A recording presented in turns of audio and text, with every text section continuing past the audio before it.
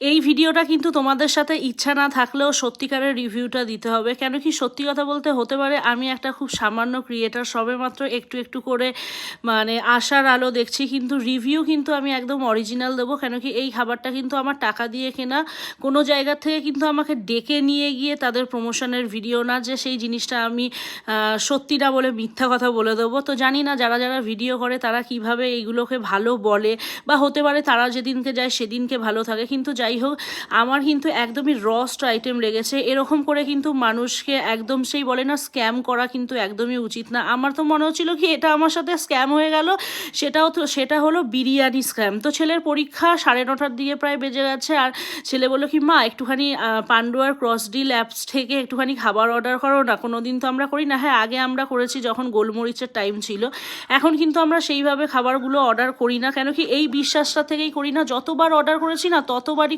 বাধ্য হয়ে বলতে হচ্ছে একবারও মন ভালো মতন হয়নি। গোলমরিচ যখন ছিল তখন তাদের কিছু কিছু খাবার হয়তো ভালো লাগতো, সত্যি ভালো লাগতো, কিন্তু এই যেই খাবারটা আমি অর্ডার করেছিলাম কি বলবো, এর আগেও আমি ক্যাফে আড্ডা থেকে খাবার অর্ডার করেছিলাম, একদম জঘন্য কোয়ালিটির খাবার আমাকে সার্ভ করা হয়েছিল। জানি সত্যিকারের রিভিউটা যাদের ব্যাপারে দিচ্ছি তারা দেখলে হয়তো একটু রাগ হতে পারে, কিন্তু সত্যি কথা বলতে কি বলো তো, ভালো লাগে না যখন টাকা দিয়ে খাই। মাংসর পিসটা তোমরা জাস্ট বিরিয়ানিটা দেখে নাও।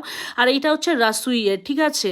তো রাসুই থেকে আমি অর্ডার করেছিলাম বিরিয়ানি, যেটার সঙ্গে কিন্তু রায়তা ছিল, আর আমি কিন্তু এক্সট্রা ডিম দুটো, আর ওদের যে ডিমের অপশানে ডিমটা ছিল, আর এক্সট্রা আলু দিয়ে অর্ডার করেছিলাম। ভেবেছিলাম কি মাংস কিন্তু খুব ছোট্ট ছোট্ট দুটো পিস।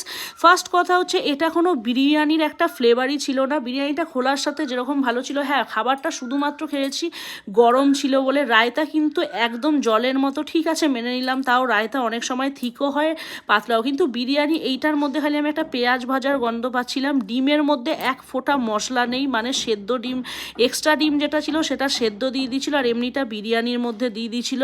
বিরিয়ানিতে না আছে নুন, আলুগুলো জাস্ট ভেজে মিশিয়ে দিয়েছে, মানে বোঝাই যাচ্ছে কি ওদের কাছে আলাদা আলাদা প্রিপারেশনগুলো ছিল, সেটাকে জাস্ট মিক্স করে দিয়েছে। কিন্তু এটা বিরিয়ানির হাঁড়িতে সেই বিরিয়ানির ফ্লেভার দিয়ে সত্যি কথা বলতে বিরিয়ানিটা বানানো না। তো বলতে চাই এরকম খাবার কিন্তু তোমরা প্লিজ যখন না থাকবে বলে দেবে যে খাবার আমাদের কাছে অ্যাভেলেবেল নেই, কিন্তু এরম খাবার কাউকে প্লিজ সার্ভ করো না।